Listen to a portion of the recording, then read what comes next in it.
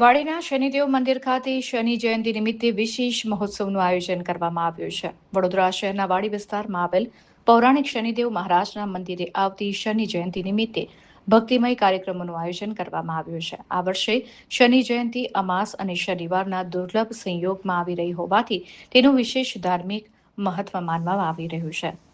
જ્યોતિષાચાર્યોના જણાવ્યા અનુસાર આ દિવસે નક્ષત્ર અને સૌભાગ્ય યોગનો શુભ સંયોગ બનતા શનિદેવની ઉપાસના માટે દિવસ અત્યંત ફળદાયી માનવામાં આવે છે. શનિદેવને ન્યાયના દેવ તરીકે પૂજવામાં આવતા હોવાથી ભક્તોમાં વિશેષ ઉત્સાહ પણ જોવા મળી રહ્યો છે. મંદિર ખાતે વહેલી સવારે 5:30 શરણાઈના સોળ સાથે મંદિરના દ્વાર ખુલશે અને મંગળા આરતી કરવામાં આવશે. ત્યારબાદ સવારે 6:30 રીધમ કુમારના સ્વકંઠે સુંદરકાંડ પાઠનું આયોજન રાખવામાં આવ્યું છે. બપોરે 11:30 જન્મ અભિષેક પૂજન અને 12:30 જન્મ આરતી યોજાશે. તો સાંજે 5:30 અન્નકૂટ આરતી અને દર્શન યોજાશે. તો સાંજે 7 વાગ્યે જાણીતા ગાયક જિગ્નેશ શાહ દ્વારા ભજન સંધ્યાનું આયોજન કરવામાં આવ્યું છે. મંદિર ટ્રસ્ટ દ્વારા મોટી સંખ્યામાં ભક્તો ઉપસ્થિત રહે તેવી શક્યતા વ્યક્ત કરવામાં આવી રહી છે.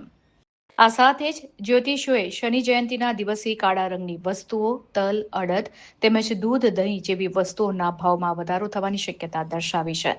શનિ, પીડા અને પનોતીના નિવારણ માટે ગરીબોને સ્ટીલના વાસણ, તલ અને અડદનું દાન કરવું શુભ માનવામાં આવે છે.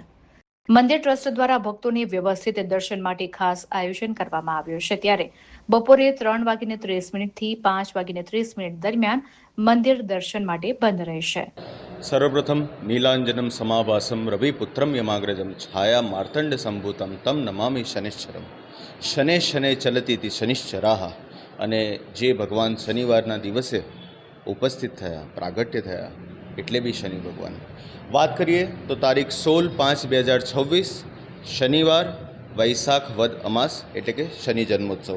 આપ સર્વે જાણીએ છીએ પ્રાચીન નગર વડોદરા, એના હૃદય કહેવાતા વાડી વિસ્તારમાં પૌરાણિક શનિદેવનું મંદિર. અને અહીં આ વર્ષે દર વર્ષની જેમ આ વર્ષે પણ દાદાની અસીમ કૃપાથી અને અનુકંપાથી ભવ્ય જન્મોત્સવની તૈયારીઓ શરૂ થઈ ગઈ છે.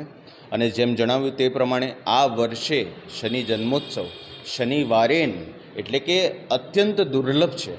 વાત કરીએ દાદાની તો વાડી સ્થિત શનિ મંદિરમાં એક યોગ એ પણ છે કે દાદા અહીં જાતે બાલ્ય સ્વરૂપમાં વિરાજમાન છે. તો શનિ જન્મોત્સવ, બાલ્ય સ્વરૂપના દર્શન અને દાદાએ સ્વયં પોતાના હાથમાં સૂર્યનારાયણને પણ ધારણ કરેલા છે, તો ધર્મનું પ્રતીક પણ છે. આ દિવસે અહીં દર્શન માત્રથી જ આપના તમામ પ્રકારના મનોરથો સિદ્ધ કરવાની તાકાત દાદા રાખે છે. વાત કરીએ એ દિવસના પ્રસંગોની, સવારે 5:30 જ શરણાઈના સૂર સાથે મંદિરના દ્વાર ખોલવામાં આવશે. તત્પશ્ચાત મંગળા આરતી અને તેના બાદ દર વર્ષની જેમ આ વર્ષે પણ બ્રહ્મ મુહૂર્તમાં સંગીતમય સુંદરકાંડનો પાઠ, તેના બાદ સવારે 9 એક આરતી અને 11 ભગવાનનો જન્મ અભિષેક પૂજનની શરૂઆત થશે. વેદોક્ત રીતે, શાસ્ત્રોક્ત રીતે ભગવાનનો અભિષેક થશે, ષોડોપચાર પૂજન થશે અને મધ્યાહ્ને 12:30 એટલે કે એ જ સમયે, જે સમયે શાસ્ત્ર પ્રમાણે, શાસ્ત્રોક્ત મત પ્રમાણે શનિદેવ મહારાજનો જન્મ થયો હતો, એ જ સમયે જન્મ અભિષેકની આરતી થશે. તેના બાદ સાંજે અન્નકૂટ, બપોરે મહાપ્રસાદી પણ છે. સાંજે અન્નકૂટ અને તેના પછી સંગીતમય ભજન સંધ્યાનું આયોજન છે. વાત કરીએ આ વર્ષે ગરમીનો પ્રકોપ ખાસો છે, તો તેના સંદર્ભે બી પાણીની વ્યવસ્થા, ગ્રીન ફ્લોરિંગ, સ્પ્રિંકલર તેમજ કોકમ, છાશ જેવા વિવિધ સરબતો જે ભક્તજનો માટે ઉપલબ્ધ કરવામાં આવશે. મેડિકલ ટીમ, ફાયરની ટીમ, સિક્યુરિટી, દરેક પ્રકારની વ્યવસ્થા જળવાઈ રહે તેના માટે પણ ધ્યાન રાખવામાં આવ્યું છે મંદિર પરિસર દ્વારા. જ્યોતિષ મત પ્રમાણે વાત કરીએ તો એ દિવસે ભરણી નક્ષત્ર છે, જેના દેવ યમ છે એટલે કે શનિદેવના મોટા ભાઈ છે. એ દિવસે ચતુષ્પાદ કરણ છે અને સૌભાગ્ય યોગ છે. આ અત્યંત દુર્લભ છે કે એક જ દિવસે આટલા સારા નક્ષત્રોનું છે. વાત કરીએ, શનિ મહારાજ હમણાં મીન રાશિમાં સ્થિત છે, એટલે કે કુંભ રાશિ, મીન રાશિ અને મેષ રાશિમાં મોટી પનોતી શરૂ છે. આ રાશિઓમાં પનોતી રૂપાના પાયે કુંભમાં, સોનાના પાયે મીનમાં અને લોખંડના પાયે મેષમાં છે. કુંભ રાશિમાં શુભ ફળ છે મેષ અને મીન રાશિમાં અશુભ ફળ છે. ઈશાન, પૂર્વ અને ઉત્તર પૂર્વના દેશોમાં સંકટ જણાય તેવું વાતાવરણ છે અને યુદ્ધખોર આતંકીઓનો 1 મહિનાની દરમિયાન વિનાશ થાય તેવી પણ સંભાવના છે. વાત કરીએ તો કાળી અને સફેદ વસ્તુઓના ભાવમાં વધારો થશે, અછત જણાશે અને આ વસ્તુઓ પર સંકટ આવવાની પણ શક્યતા છે. ભક્તો દ્વારા શું અર્પણ કરવામાં આવે?